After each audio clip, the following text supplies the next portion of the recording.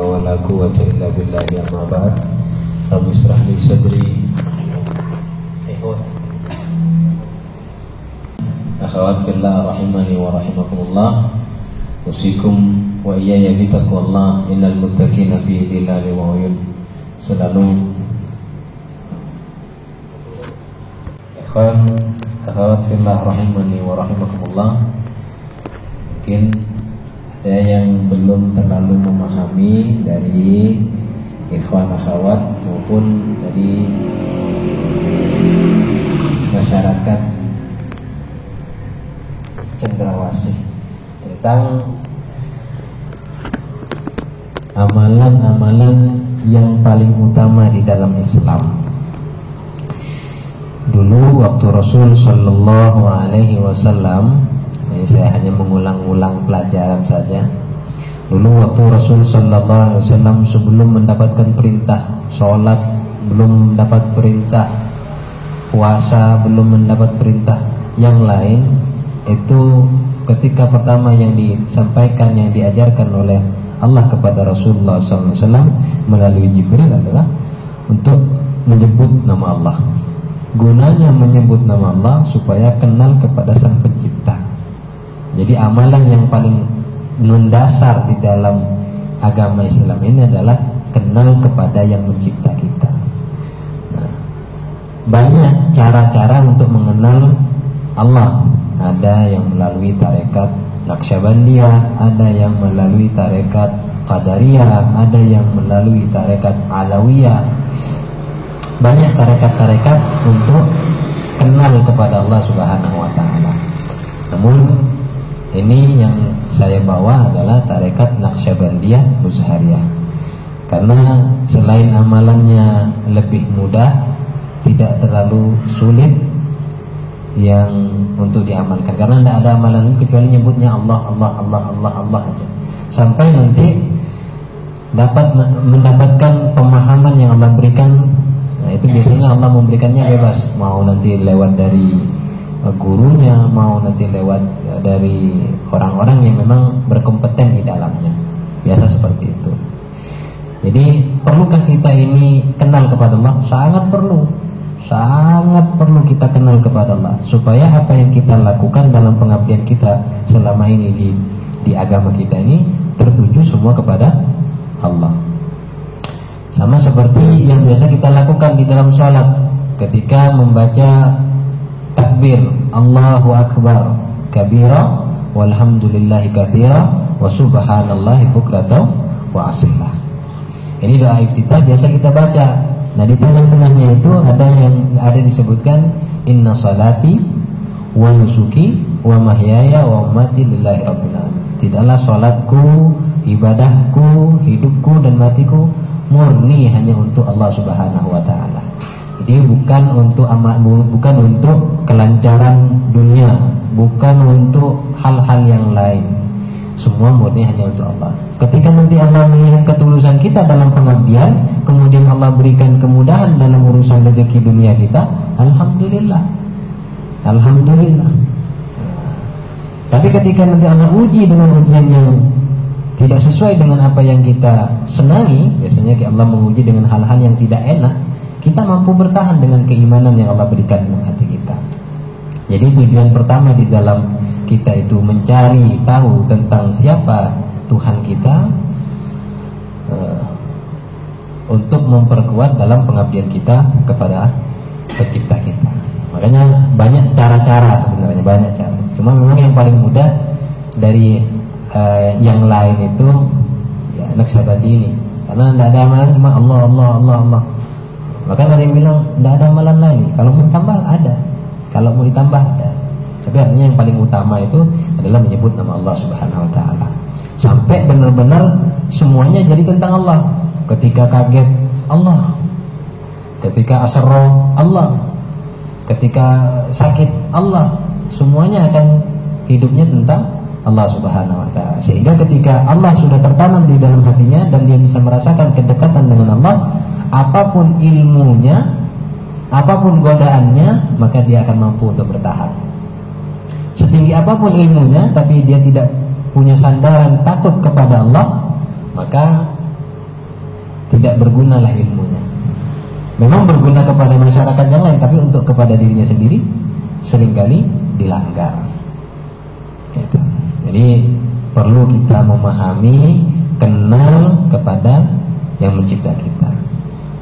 Hanya dengan cara menyebut nama Allah, Allah, Allah, Allah, Allah. Sampai Rasul Sallallahu Alaihi Wasallam bersabda, janganlah kalian mati kecuali lidah kalian basah dengan menyebut nama Allah. Karena ketika masuk ke gerbang sakaratul maut ini, itu luar biasa ujiannya, dahsyat sekali ujiannya.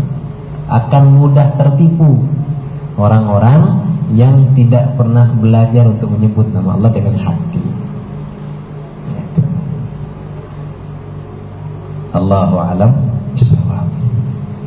Jadi salah satu banyaknya amalan tarekat yang dibawa sekarang ini adalah tarekat Naqsyabandiyah Muzhariyah.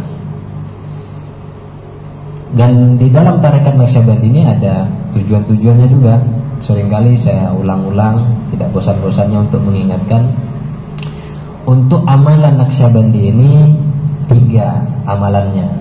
Amalan Naqsyabandi ini jangan sampai meninggalkan sholat. Sholat ada 2 makna di sini. Sholat yang dimaksud seperti kita tadi sholat maghrib.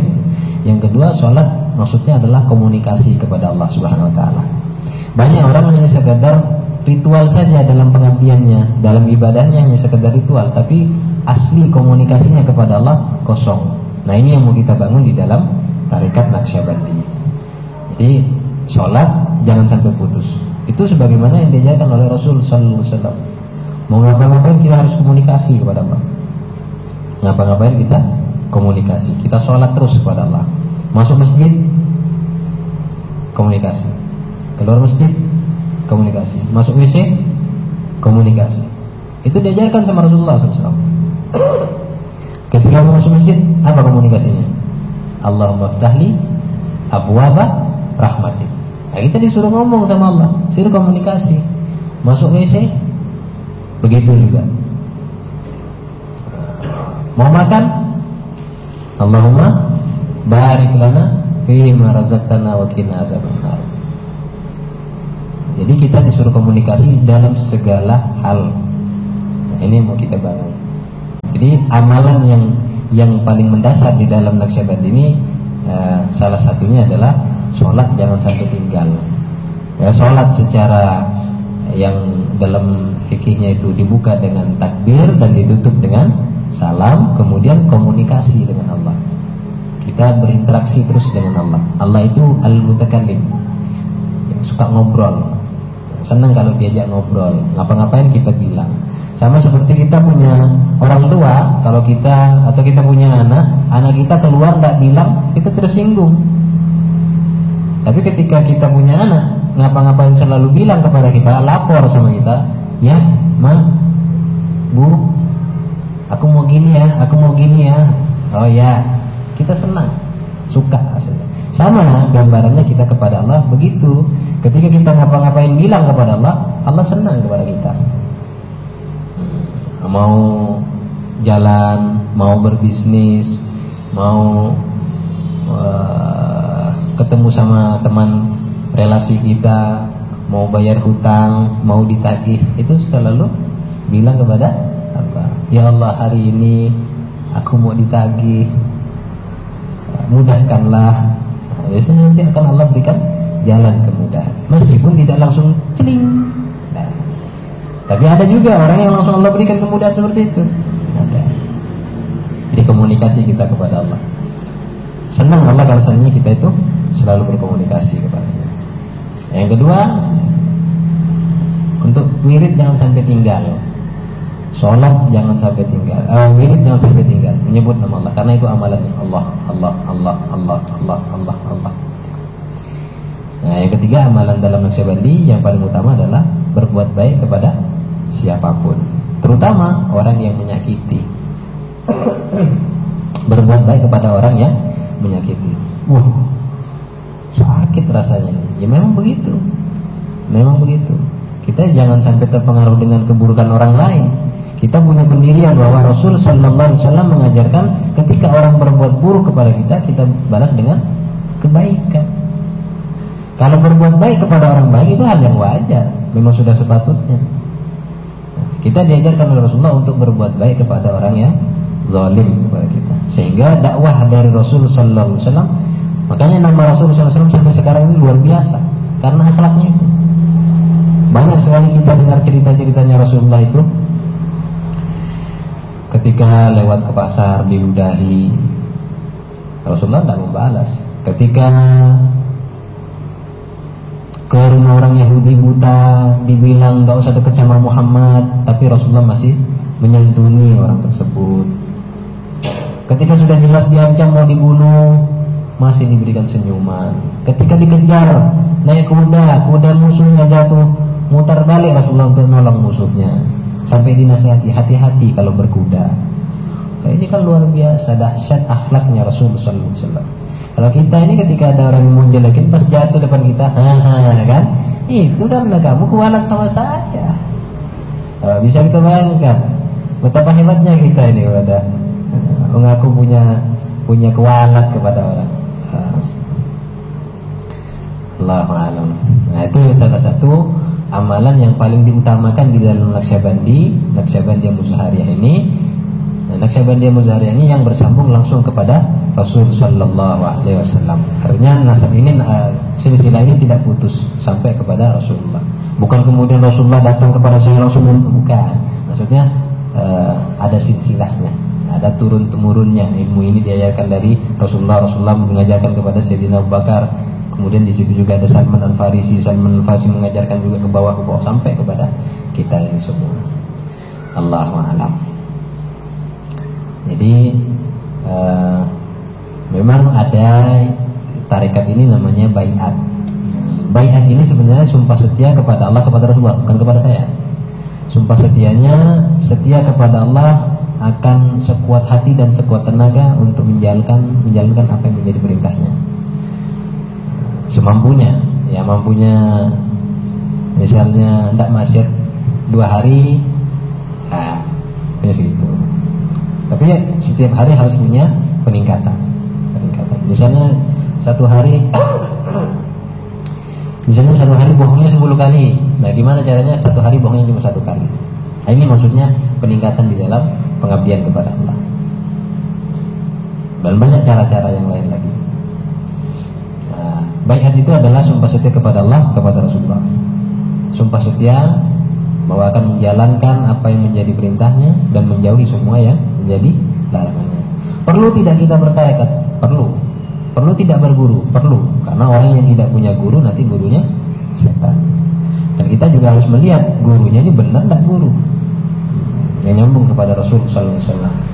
Kenapa? Karena nanti di akhirat kita akan dibangunkan dengan guru-guru yang kita yakini. Yauma nad'u kulla unasin biimamihim. Nanti manusia akan dibangunkan tergantung dengan kelompoknya, guru-gurunya. Siapa gurunya? Guru ruhaniah ya, bukan guru yang pada umumnya, bukan guru matematika, bukan guru biologi, bukan. Guru ruhaniah.